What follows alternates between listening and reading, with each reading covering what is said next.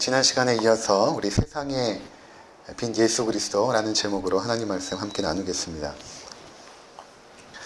예수님께서 내가 세상의 빛이다 이렇게 말씀을 하셨습니다. 이 말씀이 그렇게 단순한 것이 아니라 좀 굉장히 깊은 의미를 갖고 있기 때문에 오늘 두 번에 걸쳐서 하나님 말씀을 함께 나누는 것입니다.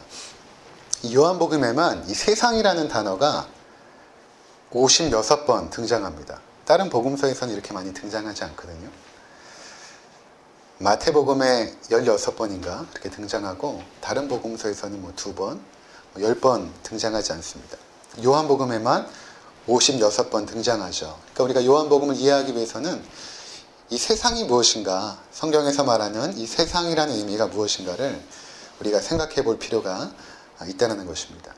먼저 세상이라고 했을 때 그 요한복음에 나와 있는 구절들을 쭉 이렇게 공부를 해보니까 첫 번째로는 일반적인 의미로 이 세상이라는 단어를 사용합니다. 우리가 살아가는 이 세상, 이것을 말하는 것입니다.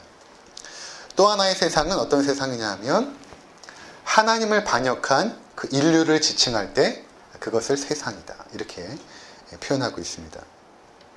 대표적으로 요한복음 1장 29절에 보면 세례 요한이 이제 요단강에서 세례를 줄 때에 예수님께서 저쪽에서 이제 걸어오시지 않습니까? 그때 사람들에게 예수님을 소개할 때 뭐라고 소개하냐면 보라 세상 죄를 지고 가는 하나님의 어린 양이로다 이렇게 소개합니다. 그 세상이라는 그 단어는 바로 죄 가운데 하나님의 진노 아래 놓여 있는 그 세상을 의미했던 것입니다.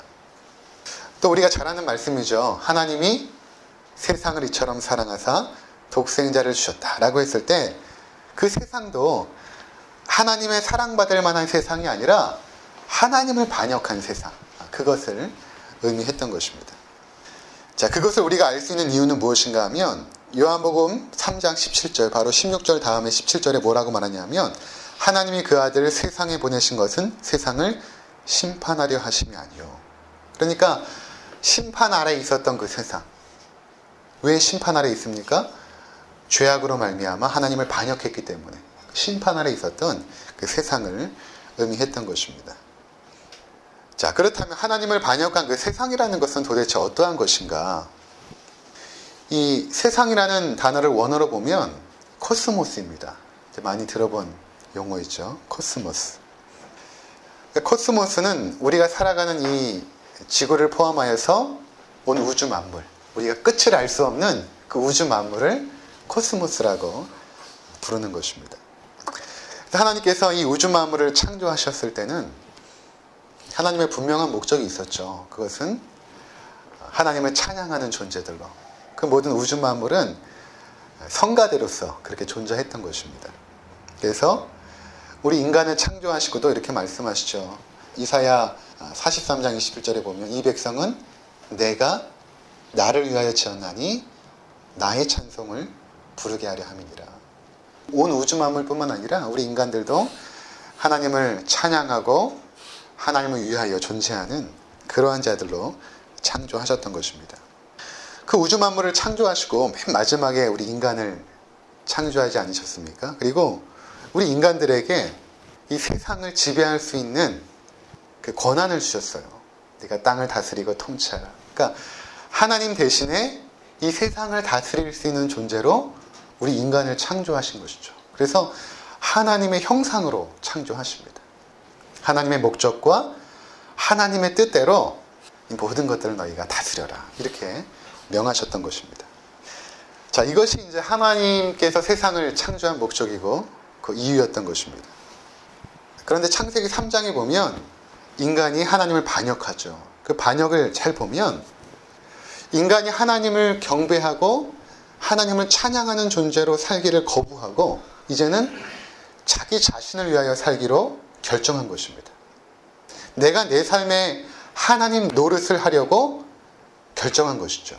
그것이 결국에는 선악과를 따먹는 그 행위로 표현되게 되어졌던 것입니다. 그러니까 더 이상 내가 하나님을 위한 존재가 아니라 내가 내 자신을 위해서 살겠다라고 결정한 것입니다. 그래서 하나님께서 인간을 통하여 이 세상을 다스리게 했는데 그 인간이 하나님과의 그 관계와 그 질서가 깨어짐으로 말미암아 이 세상이 하나님의 목적을 상실하고 하나님의 질서를 상실하고 하나님의 그 조화로움을 상실하게 되었던 것입니다. 그래서 그것을 우리가 원어로 보면 혼돈이라는 단어, 카오스라는 단어 표현하는 것입니다. 온통 세상이 혼돈 상태가 되어졌던 것입니다. 그래서 이 죄라는 것이 원어로 하마르티아라고 말씀을 드렸죠. 하마르티아라는 것은 관역을 벗어났다라는 뜻인 것입니다. 우리가 죄라고 생각하면 일반적으로 부모님을 거역하고 살인하고 도적질하고 이런 것으로 생각할지 모르지만 그것은 죄의 증상들이고 죄의 근본은 무엇인가 하면 표적을 벗어난 것입니다. 하마르티아. 그러니까 하나님께서 우리 인간뿐만 아니라 우주 가운데 그 어떠한 목적이 있었어요. 그 목적을 향해서 우리가 나아갈 때 그것이 하나님의 뜻에 합당한 삶인데 그 목적을 벗어나 버린 것입니다. 그 표적지를 벗어난 거예요. 그것이 죄인 것입니다. 그리고 인간은 하나님의 뜻과 계획과 섭리 가운데 살아가는 것이 아니라 이젠 자기가 자기의 삶에 왕노릇을 하고 내 마음대로 살려고 결정한 것이죠. 이게 죄의 가장 근본되고 쓴 뿌리인 것입니다. 그래서 인간이 그렇게 타락하니까 인간이 다스리고 있는 그 모든 자연 질서도 파괴되어져 버린 것입니다. 로마서 8장 21절과 22절에 보면 이렇게 말합니다. 그 바라는 것은 피조물도 썩어짐의 종 노릇한 데서 해방되어 하나님의 자녀들의 영광의 자유에 이르는 것이라. 피조물이 다 이제까지 함께 탄식하며 함께 고통을 겪고 있는 것을 우리가 아느니라. 그러니까 모든 피조물들도 결국에는 인간의 죄악 때문에 지금도 고통을 당하고 있고 탄식하고 있다는 것입니다. 그래서 그 피조물이 소망하는 것은 이제 하나님의 나라가 임하는 것이죠. 그래서 창조 때에 하나님께서 목적하셨던 그 목적들, 그 질서와 조화들이 다시금 회복되는 것을 피조물들도 소원하고 있다는 것입니다. 자, 예를 들어서 하나님께서 우리 인간 가운데 원하셨던 그 삶의 방식이 무엇이었냐 하면 그것은 사랑입니다. 그것이 창조 때의 모습이었어요. 인간이 살아가는 삶의 방식은 사랑입니다. 그런데 죄로 말미암아 어떤 세상이 됐냐면 사랑이 아니라 적자 생존하고 약육강식하는 삶의 방식이 도입된 것입니다. 그래서 여기서 도태되지 않기 위해서 인간들은 끊임없이 경쟁해야 되는 그러한 피곤한 인생 우리가 살아가고 있는 것입니다. 그래서 그 피조물들이 고대하는 그 하나님 나라가 회복되면 어떻게 되냐 하면 이사야 11장 6절과 8절에 이렇게 말합니다. 그때라는 것은 하나님 나라가 회복한 그때에 이리가 어린 양과 함께 살며 표범이 어린 염소와 함께 누우며 송아지와 어린 사자와 살찐 짐승이 함께 있어 어린아이에게 끌리며 암소와 곰이 함께 먹으며 그것들의 새끼가 함께 엎드리며 사자가 소처럼 풀을 먹을 것이며 젖먹는 아이가 독사의 구멍에서 장난하며 젖된 어린아이가 독사의 굴에 손을 넣을 것이라. 어떻게 이리와 어린 양이 함께 진 겁니까? 원래는 그랬다라는 거예요. 원래 하나님께서 창조하신 세상은 약육강식하고 적자 생존하는 삶이 아니었다는 것입니다. 다 깨어져 버린 거예요. 피조세계가 하나님의 질서가 다 깨어져 버린 것입니다. 이것이 원래 하나님께서 디자인하신 세상의 모습입니다. 그런데 우리의 죄로 말미암아 다 깨어져 버렸죠. 그래서 그 깨어진 세상은 어떤 상태가 되어졌냐면 어둠 상태가 되어졌다라고 성경이 말하고 있습니다. 어둠 상태에 있기 때문에 그 안에서 살아가고 있는 사람들은 이것이 어둠인지 인식조차 하지 못합니다. 그래서 내가 누구인지도 알지 못하고 내가 어디서 와서 어디로 가는지도 알지 못하고 어떻게 살아야 되는지도 알지 못하는 것입니다. 그저 대부분의 사람들이 말하는 그 삶의 방식이 마치 옳은 것처럼 그렇게 살아가고 있는 것이 지금 인류의 모습인 것입니다. 최근에 그 동성애에 대한 합법화 움직임이 이미 전 세계에 불었고 이제 우리나라에도 움직임이 있습니다. 여러분 한번 생각해 보십시오. 한 10년 전만 해도 동성애라는 그 단어는 우리 입으로 이렇게 말하기도 굉장히 부끄러웠던 단어였어요. 그런데 지금은 어떠합니까? 동성애자들이 버젓이 TV에 나와서 활동을 합니다. 또한 동성애를 그린 영화나 드라마가 여과 없이 영화나 드라마를 통하여 방영되고 있죠. 제가 뉴질랜드에 있을 때 이제 영어 공부하려고 동화책을 이렇게 보는데 깜짝 놀랐습니다. 어린이 동화책에 동성애자들이 등장해요. 깜짝 놀랐어요. 그런 세상을 만들자는 거예요, 지금 우리나라가. 동성애라는 것이 이상하거나 잘못된 것이 아니라는 것을 어릴 적부터 아이들에게 가르치고 있는 것입니다. 그게 이제 현재 추진하고 있는 차별금지법의 핵심적인 내용인 것입니다. 흑인과 백인, 외국인과 내국인, 여성과 남성을 차별하면 안 되죠. 차별하면 절대 안 됩니다. 근데 그것을 반대하자는 것이 아니라 이 동성애자는 다르거든요. 동성애자는 우리가 혐오하거나 차별하지 말아야 되죠. 교회에 왔을 때 동성애자들을 따뜻한 마음으로 받아줘야 되는 것은 마땅한 것입니다. 그런데 문제는 그것을 하지 말자는 것이 아니라 그것이 죄라는 것에 대해서 말할 수는 있어야 된다는 것입니다. 그런데 그것이 죄라고 말하면 이제는 처벌받는 세상이 된다는 거예요. 차별금지법의 핵심적인 내용은. 그러니까 지금 세상이 어떤 세상이 됐냐면 죄라는 것을 죄라고 말할 수 없는 혼돈과 무질서의 양상이 급속도로 지금 진행되고 있는 것입니다. 아주 급속도로. 그래서 진지하게 삶에 대해서 고민하는 분들이 있어요.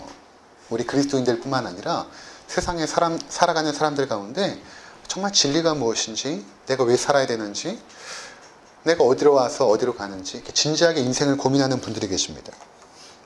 그런데 그들이 문제는 뭐냐면 해답을 찾지 못해요.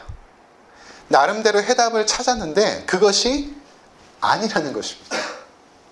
제가 최근에 그 조혜련이라고 개그맨 있지 않습니까? 그분이, 저는 기독교인이 된지 몰랐어요. 근데 이제 우연히 검색하다가 그분이 기독교인이 되고 간증하는 내용을 잠깐 들었는데, 개그맨 이성미가 미국에 있을 때부터 그렇게 기도를 했대요. 조혜련 정말 열심히 사는데 예수님 믿게 해달라고. 근데 조혜련도 보니까 남녀 호랭교에 있었거든요.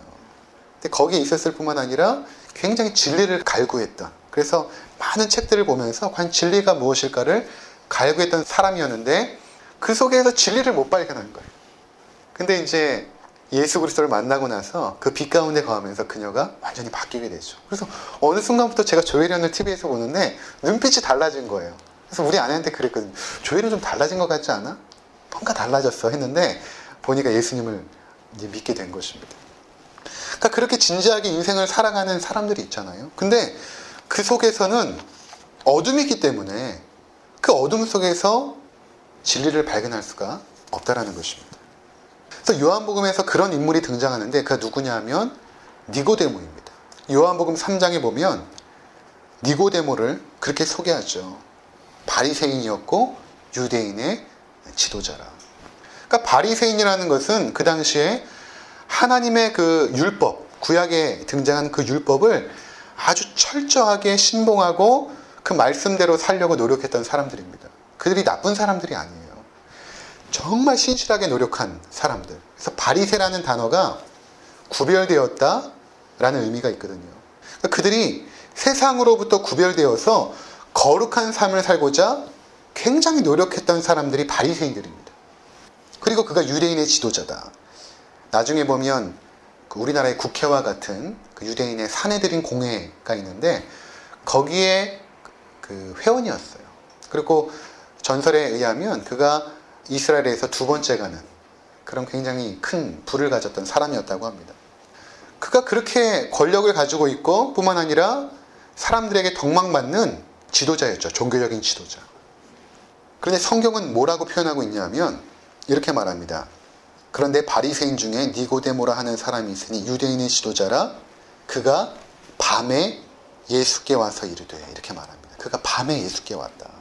요한복음에서는 어떠한 단어들이 두 가지 의미를 품고 있습니다. 예를 들어서 예수님께서 자신을 이렇게 말씀하시죠. 인자가 들려야 된다, 이런 말씀을 자주 하시거든요. 그러니까 인자가 들려야 된다라고 말할 때는 그 들린다라는 단어가 십자가의 죽으심으로 들린다라는 의미도 있지만 영광 받으신다라는 또 하나의 의미가 있어요.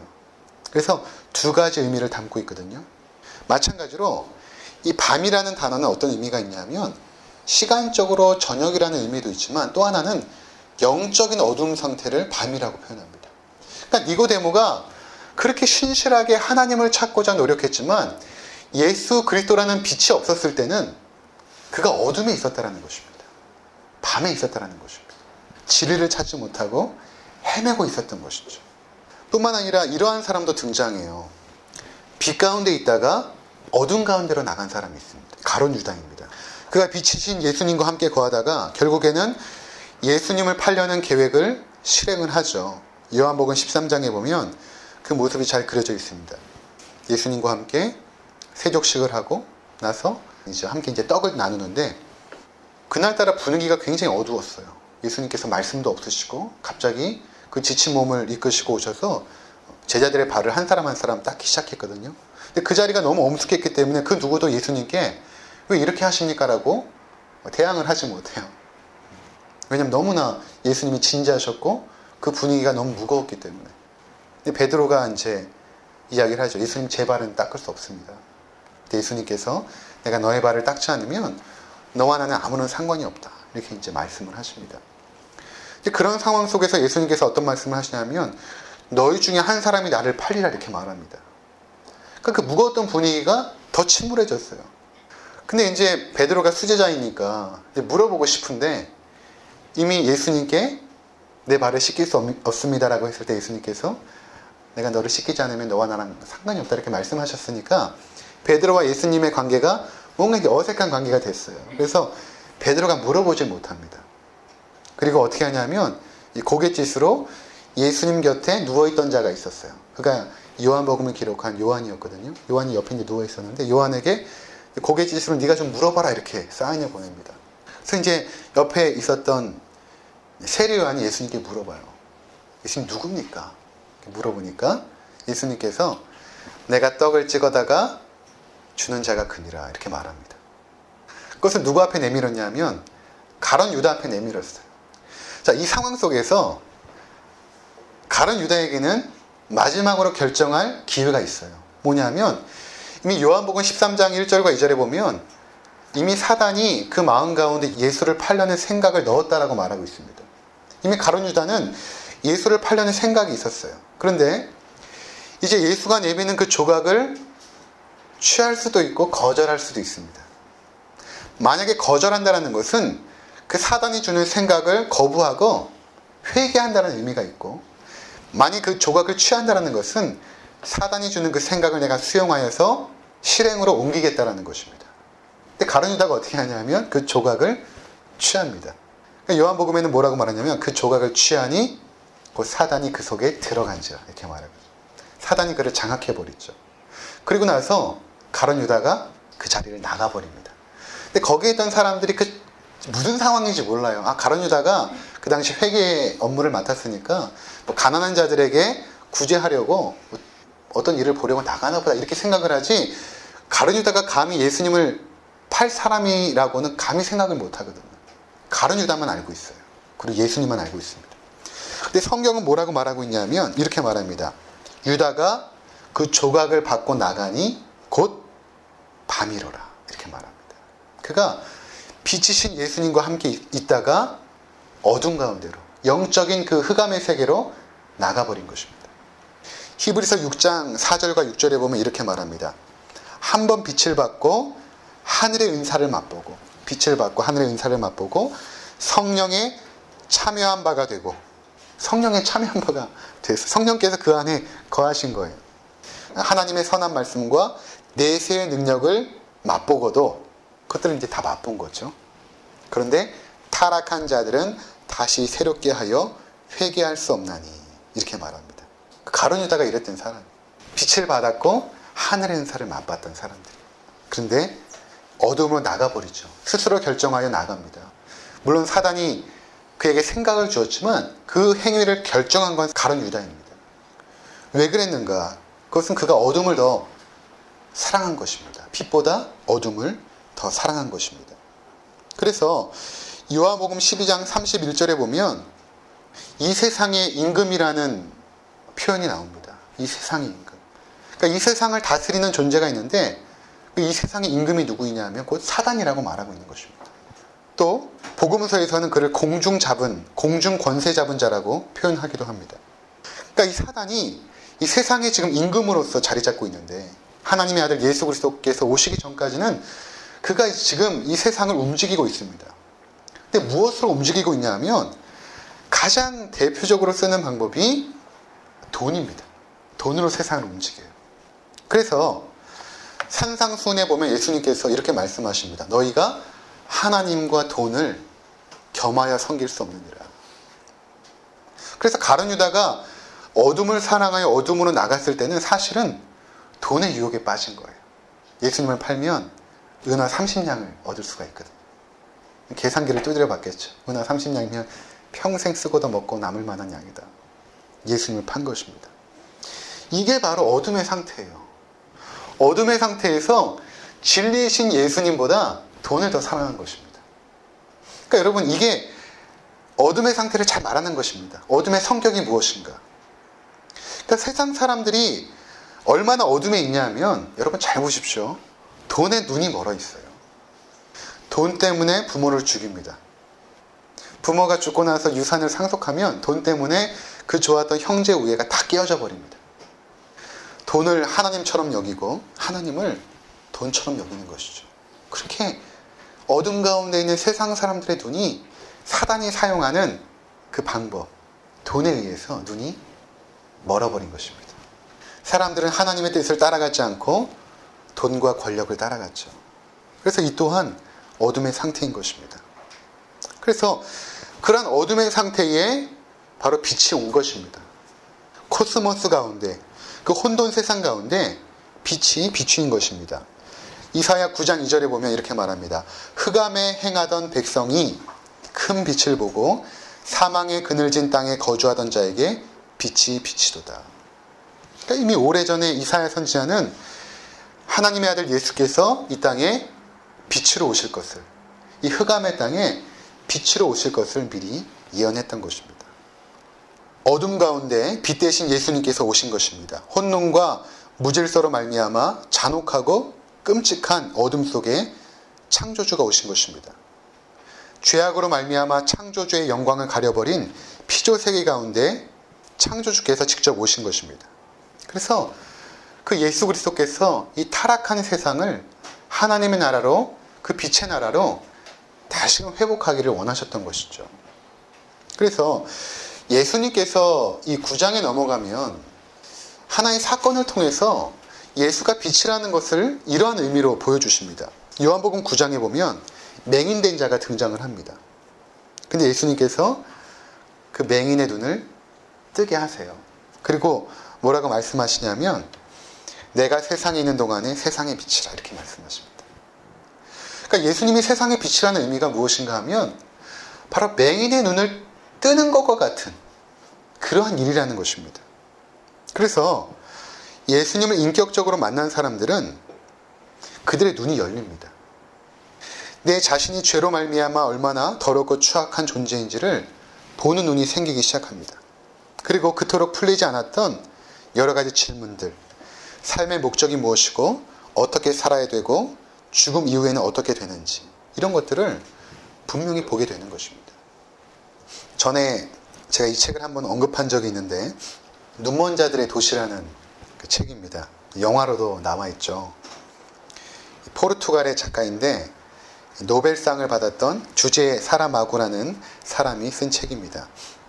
이 첫 장면을 보면 한 일본인이 이제 차를 몰고 가는데 빨간불 때문에 정지선에 선 거예요. 근데 파란불이 켜졌는데 차가 움직이지 않는 것입니다. 이 일본인이 갑자기 어떤 현상이 생겼냐면 이 백화현상, 앞이 그냥 하얗게 바뀌어버리는 그러한 바이러스에 감염이 된 거예요. 순간적으로 앞이 하얗게 된 거예요. 그래서 이제 사람들이 막 이상하니까 나와서 이제 그를 데리고 병원으로 갑니다. 근데 그를 데리고 병원에 간 사람도 이 바이러스에 감염된 것입니다. 그래서 이 바이러스가 급속도로 이제 퍼져요. 그를 진찰했던 의사도 눈이 먼 거예요. 그래서 그 사람을 접촉했던 사람들이 다 눈이 멀기 시작하면서 이 바이러스가 세상에 막 전염되기 시작하는 거예요. 근데 정부에서 어떤 결정을 했냐면 이 사람들을 다 모아서 이 도시로부터 멀리 떨어진 곳에 이 수용소를 만들어 놓고 거기에다 이제 격리를 시켜버리는 것입니다. 그래서 거기에는 이제 눈먼 사람들이 수용되어져서 생활하게 된 거예요. 근데 그 처음에 그 일본인을 진찰했던 그 의사의 아내가 바이러스에 감염이 되지 않아요. 그냥 남편을 따라서 거기에 몰래 눈먼 것처럼 행동을 하면서 따라갑니다. 그래서 이 여인을 통해서, 이 눈뜬 여인을 통해서 그 눈먼 자들이 살아가고 있는 그 수용소에서 어떤 일이 벌어지는가를 하나하나 폭로하기 시작해요. 거기에는 교수도 있고 종교인도 있고 굉장히 유명한 정치인들도 있어요.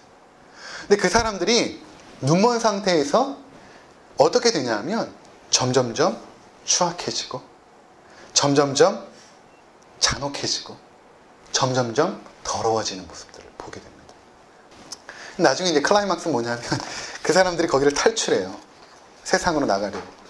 탈출했는데 나가는데 세상이 다 이미 눈이 멀어버린 거예요. 작가는 책을 통해서 인간이 어둠 속에 있을 때에 얼마나 더럽고 추악하고 잔인할 수 있는지를 보여주는 것입니다. 여러분, 이것이 우리가 살아가는 그 어둠의 세상이에요.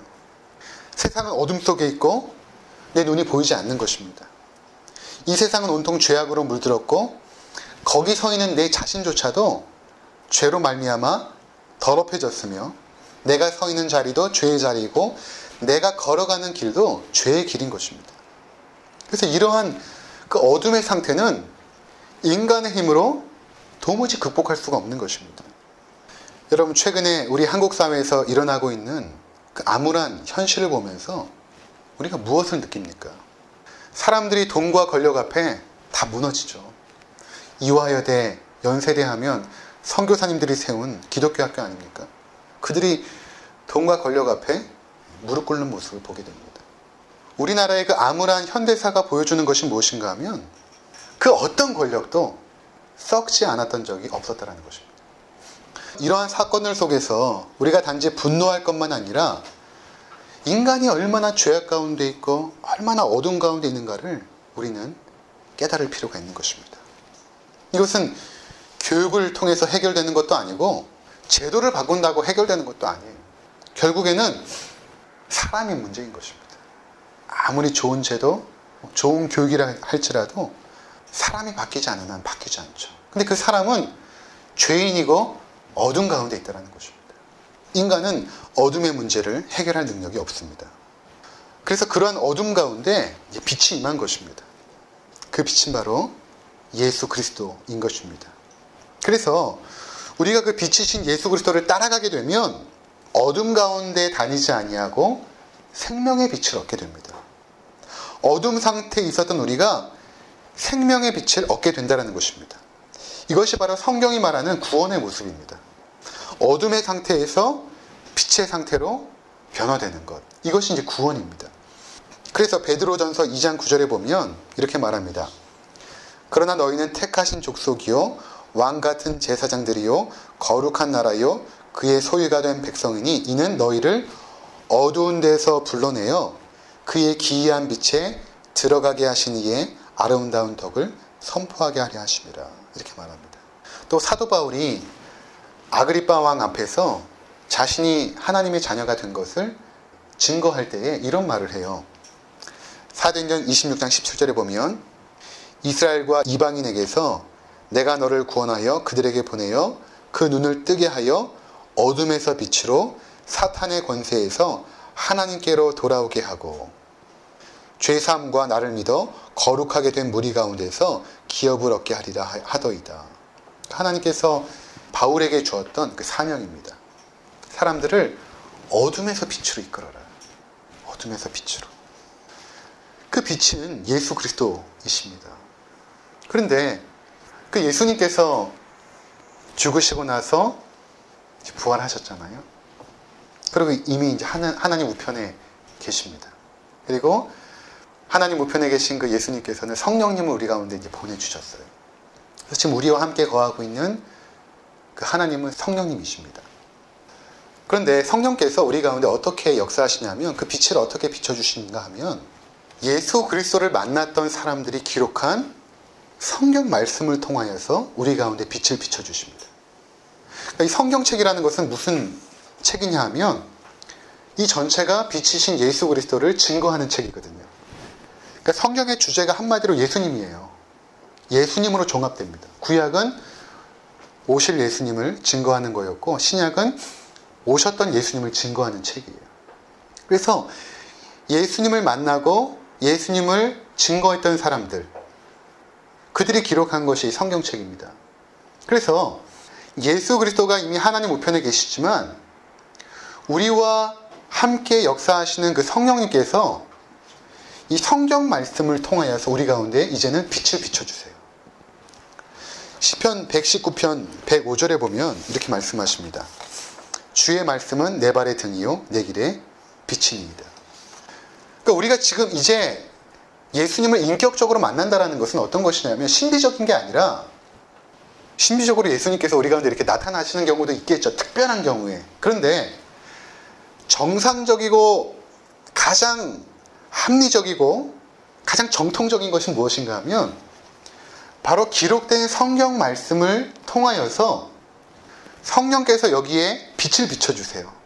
성령께서 성경을 조명하셔서 우리로 하여금 눈을 뜨게 하사 성경을 통하여 빛이신 예수 그리스도를 이제는 만나게 하십니다. 그래서 여러분들이 예수 그리스도를 인격적으로 만나고 싶을 때, 그 빛 가운데 거하고 싶을 때는 어떻게 해야 되냐면 이 기록된 성경 말씀을 읽는 것입니다. 근데 우리의 지혜와 능력으로는 이 성경 말씀이 이해가 되지가 않아요. 절대 이해가 되지 않습니다. 그냥 지식으로만 깨달을 뿐이지. 근데 성령께서 우리 가운데 임하시면 이 성경 말씀이 우리 가운데 열려지기 시작해요. 그리고 살아있는 하나님의 말씀으로 우리 가운데 들어오기 시작합니다. 그때 우리가 뭐라고 말하냐면 빛이신 예수 그리스도를 만났다라고 말하는 것입니다. 자, 그래서 여러분들이 이제 한번 좀 가보면 좋은데 서울에 가면 홍대 근처에 양화진 외국인 선교사 묘원이라는 곳이 있습니다. 저는 여기 한 5, 6번 정도 방문한 것 같아요. 근데 갈 때마다 굉장히 마음이 이제 뜨거워집니다. 우리나라에 오셨던 그 선교사님들의 묘가, 언더우드 선교사님, 아펜젤러 선교사님. 아펜젤러 선교사님은 시신은 없죠. 이제 목포 앞바다에 수장되었으니까 이제 묘는 있어요. 우리를 위해서 헌신했던 선교사님들의 묘지가 이제 거기에 있는데, 자, 불과 복음이 들어온 게 130년이 안 됩니다. 그때 이 땅이 어떤 상태였냐면 어둠의 땅이었어요. 가난하고 더럽고 추악했다. 불과 130년 전에 우리나라의 모습, 그랬던 것입니다. 그런데 선교사님들이 뭐를 갖고 들어왔냐면 성경책을 갖고 들어온 것입니다. 이거를 갖고 들어오려고 목숨 걸고 들어온 거예요. 목숨 걸고. 그리고 성경책을 우리 가운데 전해 주었죠. 사람들이 이 성경책을 보면서 빛이신 예수님을 인격적으로 만나기 시작합니다. 굉장히 놀라운 일들이 벌어지기 시작해요. 불과 100년 만에, 100년도 안 됐죠. 불과 몇십 년 만에 어둠의 땅이 바뀌기 시작합니다. 양반과 상놈의 차별이 사라져버렸죠. 여자와 남자의 차별이 사라져버렸습니다. 가난 속에서 허덕였던 사람들이 이제는 밥 먹고 살 수 있는 사회가 됐어요. 굶주린 사람 없잖아요. 세계가 놀라는 엄청난 일들이 일어나기 시작한 것입니다. 차별과 가난이 물러가고 이 짧은 기간에 놀라운 역사가 일어난 것입니다. 사람들이 이것을 어떻게 설명할 수 없으니까 그냥 한강의 기적이다 이렇게 말하지만 그것은 복음의 능력이에요. 그 빛의 능력인 것입니다. 이 민족뿐만 아니라 우리 가정에도 하나님 말씀이 이렇게 들어오게 되면요, 여러분, 성경책이 우리 가정 가운데 이렇게 들어와서 이것을 이제 읽게 되면요, 빛이 비춰지기 시작하는 것입니다. 우리 가정이 바뀌기 시작해요. 하나님 나라의 그 놀라운 역사들이 우리 가정에서부터 일어나기 시작하는 것입니다. 세상에 빛이신 예수님, 그 찬란한 빛이 말씀을 통해서 우리 가정에 비추어질 때 우리 가정을 사로잡고 있었던 어둠의 영은 사라집니다. 폭력과 불평과 낙심과 우울과 허무와 외로움이 사라집니다. 그리고 하나님의 빛으로 충만하게 되는 것입니다. 그래서 여러분들이 세상에 비치신 그 예수 그리스도를 모시는 것, 그것이 구체적으로 우리 삶에는 하나님 말씀으로 임한다는 것을 믿으시고 이제 여러분 가정에 성경책을 한 권씩 두셔야 됩니다. 믿지 않는 부모님을 위해서, 믿지 않는 형제들을 위해서 성경책을 두세요. 그들로 하여금 하나님 말씀을 읽도록. 그리고 우리가 기도해야 될 것은 무엇인가 하면 하나님, 저들이 성경책을 읽을 때에 성령께서 역사해 주세요. 성령께서 붙잡아 주세요. 저들의 닫혔던 눈이 열리게 해주세요. 기도하셔야 됩니다. 그리고 그 말씀 따라서 빛 가운데 걸어가시는 복된 인생길이 되시기를 주님의 이름으로